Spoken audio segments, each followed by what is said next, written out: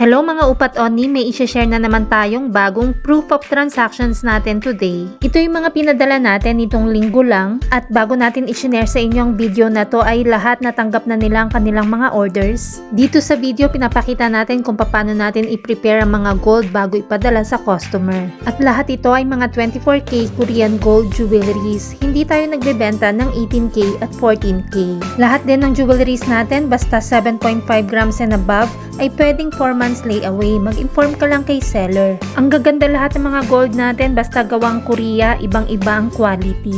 At makakasiguro kang purong gold. Heto lahat yung mga niready nating order para ipadala today. Kung excited na mga customers natin na ma-receive ang kanilang mga gold, mas excited ako kasi papadala na natin ang mga orders nila.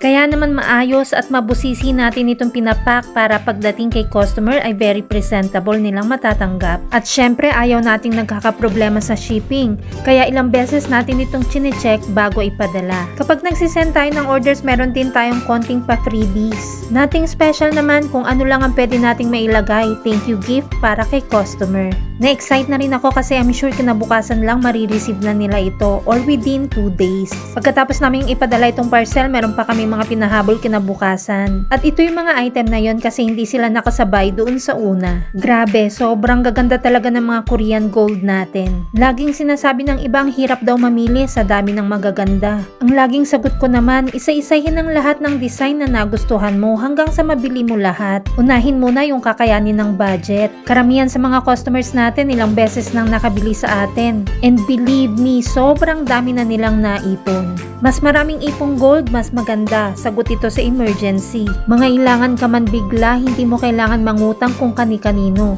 Napakadaling ibenta or isangla ng gold. Siya nga pala, pwede ka rin magsangla at benta sa amin. Basta 24K Korean gold. Kaya wag mong kalimutang i-follow si Michelle Yu sa Facebook or Mabenta KR Jewelry sa YouTube at TikTok channel.